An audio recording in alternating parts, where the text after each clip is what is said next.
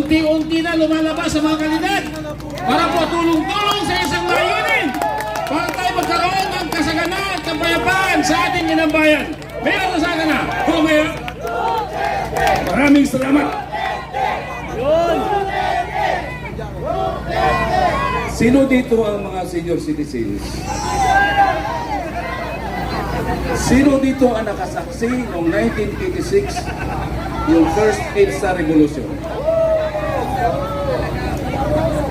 I am now at 67 years old. In fact, halos ka-birthday ko ang presidente ngayon. Pero, nakakalungkot dahil hindi ko pa nakikita. Okay, alam niyo po kaya ako napunta dito ngayon. Hindi dahil sa may mga iniidolo ko. I am a former mayor sa Cebu, 2013 to 2019.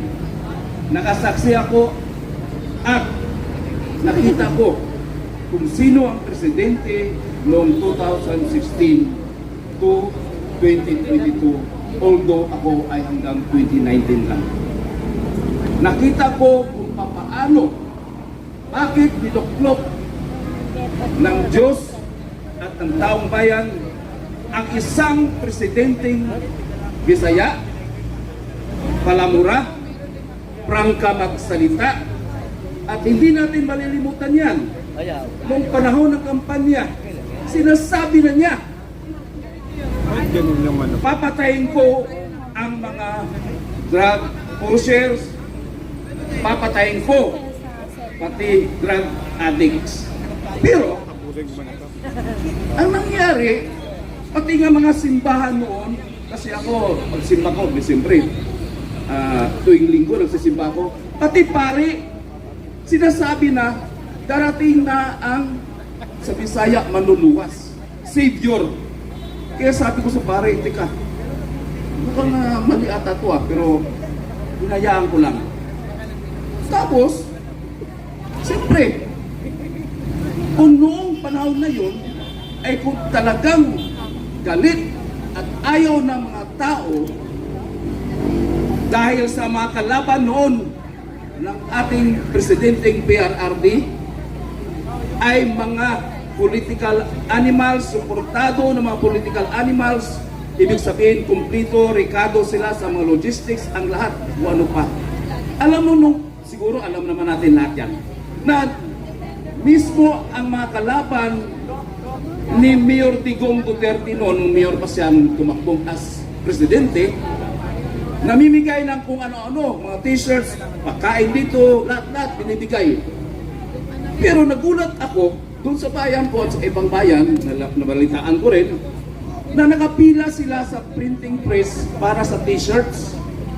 At ang sinusunod nila, hindi yung mga binibigay ng mga kandidato naging kalaban ni PRRD noon. So doon pa lang nakikita natin, totoo ang pare na sinasabi na darating ang manluluwas o ang Savior. Okay, natapos na kung kailan humarap si PRRD sa Kongreso at sa Senado.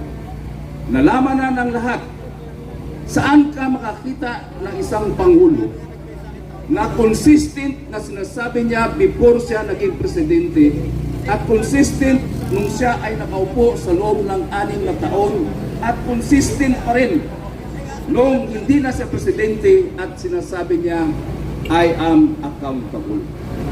Kaya ba ng presidente ngayon na sasabihin niya, I am accountable sa lahat ng mga nangyayari? Hindi! Tahimik siya! Mismo ang mga kabinete, hindi natin napakinggan. Hindi natin nalalaman kung gumagawa o nagtatrabaho pa sila. Okay. Darating na tayo dito sa pag-usapan natin kung bakit nandito ako. Walang nag-anyaya sa akin dahil nasubrahan na ako at punong-puno na, kaya naalala ko tuloy, baka mangyari na naman ang nangyari noong 1986 at mangyayari sa 2024. Ayaw natin ng gulo. Meron tayong mga electoral process. Pero tanong natin, ang ganda ng unit team, 31 million ang bumoto. Pero ang tanong, bakit ngayon biglang pumutok, sumabog? Saan nag-umpisa? Ay, hindi nagbago, adik pa rin si BBM. Yes! At ang isa sa nag-umpisa kung kailan nila gustong durugin si Bibi Sara ay dahil nakatingin na sila para sa 2028 eleksyon kung sino maging Pangulo. Sino nag-umpisa? Sa Kongreso. At ang matindi, ito na po, hanggang ngayon ang pinag-usapan ang confidential fund. Para po sa hindi nakakalam at lalo na sa mga nanood ngayon na bingi-bingihan pa rin kung ano yung pinag-usapan ang pinagmulan. Ang confidential fund po, yun po ang tinatawag na intelligence fund. Yun din po ang tinatawag na contingent fund. Bilang isang mayor, ang lahat ng local government units sa buong Pilipinas at kahit ang national government agencies, mayroon po silang contingent fund or confidential fund or intelligence fund. Sa amin, sa local government units, nakasaad dyan na 5% ng budget na nakaalat para sa peace and order at 30% ng 5% na yan na nakalaan ay intelligence fund. Lahat ng bayan, city, munisipyo, except barangay, mayroong tinatawag na intelligence fund.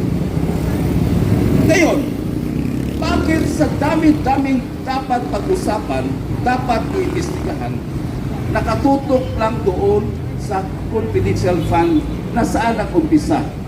As a Vice President, nung nakaupo noong 2022 dahil nandyan pa ang unit team, bakit si Bibi Sara lang nung contempt, ang sinasabi contempt of court? May nakalagay court. Wala namang sinasabi nung contempt of Congress, contempt of Senate, contempt of court. Ibig sabihin, may korte. But anyway, itong ginagawa kay Atty. Lopez ngayon, hindi lang sa human rights violation, binabalik na nila ang batas na gusto pa nilang dalhin sa correctional. Sino-sino pang dinadala sa correctional? Yung nasa piskalya pa nga, hindi nga pwedeng dalhin doon eh. Diba? Dahil may due process. Pero itong ginagawa, mas mabuti pa, magdeklara na lang siguro ang Pilipinas ng martial law. Mas kaintindihan pa siguro natin. Diba? Kasi ginagawa ng martial law eh. Ginagawa na yung pabaliin ang nasa democratic form of government. Nababali na kung saan wala ng independence sa bawat ahensya or gobyerno. Ang Commission on Audit sinasaklaw na ng legislative, ang Office of the President sinasaklaw na ang lahat ng pwedeng gawin, pati batas ay pwedeng pagbubuhay. Pero ayaw magpa-practice! Yes! Isa sa nakakalungkot po, balik po tayo doon sa abuso sa droga. Nakakalungkot po kasi ang naririnig lang natin noon is shabu. Pero nung pumutok ito sa bagong administration, meron palang letter C. Ano yun? Cocaine. Kasi may nagsabi din sa akin na ang cocaine din pala ay ginagamit lang ng mga pangmayaman. Ang pangmahirap daw is shabu. So, sa bagay, sinasabi naman talaga na ang isa sa magandang negosyo daw ay ang droga. Kaya nga galit na galit ang ating PRRD. Tapos, nakapokus lang sila doon sa droga na abuso daw na ginagawa ng presidente noon. Ito, itatanong ko rin sa inyo kasi ako, sumusunod din tayo sa executive order ng mga presidente noon, si PRRD. Example lang, yung no smoking. No smoking, pinatupad natin yan. May EO. may iyo ang Pangulong President Rodrigo Roa Duterte noon na ang lahat na magyuyusi sa publiko o sa mga lugar na pinagbabawal, sa mga sasakyan na publiko, etc. Kahit sa mga restaurants doon sa lugar ko noon, pati nga mga turista, sinisita ko. Bakit? Nakakasama talaga. Totoo. At nung pumunta kami sa Davao City, nagulat kami. Walang hiya. 10,000 ang multa pag nahuli ka o nakita ka na nag-UC. Tinatanong ko, bakit 10,000? Ang sabi sa akin, Mayor, pag 1,000 lang, napakadaling bunutin sa pitaka at pwedeng magmulta agad. So, ibig kong sabihin, very effective kasi doon pa lang. Ito pa, siguro alam natin noon na pinagbabawal na yung mga nakaparada sa mga iba-ibang mga lugar na nakaharang. Yung mga easement na kinukuha, isang salita lang ng ating Pangulong Duterte noon. Anong sabi niya? Doon sa sekretary ng DILG na alisin ang mga ganun. Akala namin dito lang sa Metro Manila o sa mga urban cities, pati pala sa mga probinsya na-implement ang EO noon na sinasabi na kailangan linisin ang lahat ng mga dinadaan ng mga tao na inaharangan. Marami nagagalit, pero mas marami ang natutuwa. Ito isa pa. Sa mga skyways, ilang presidente na hindi ma-implement, matupad-tupad. Kasi bakit? Sasabihin noon na, ay hindi pwedeng dibain yan. Kasi nandyan ang mga nakakatira na mga nasa laylayan. Ay hindi pwede yan kasi magigiba yung ganito. Eh nung dumating ang PRRD, anong sabi? Kasi magaling din ang DOTR noon, no? Matapang din. Ang sabi, litsing yawa, bayaran naman sila eh. So ganun ang dapat ang Pangulo na dapat kailangan ng Pilipinas. So, ito po ang panawagan natin sa lahat. Kung wala na talagang pagbabago, hanggang matapos ang termino hanggang 2028, tuldukan na natin. Tuldukan na natin. Kasi, Diyos ko por santo, sana wag mangyari o mga nangyari nung mga nakaraan. May presidente tayo noon na walang kakwenta-kwenta rin noon na na-impeach. Resign! Resign! Mayroon din noon na Chief Justice na na-impeach. Pero ngayon, ang gusto nilang ma-impeach si Vice President Sara Duterte. Kung hindi matalino, kung hindi matapang at matalino ang Vice President, na umpisa na ang impeachment. Kung siya ay tumayo, mag-under oath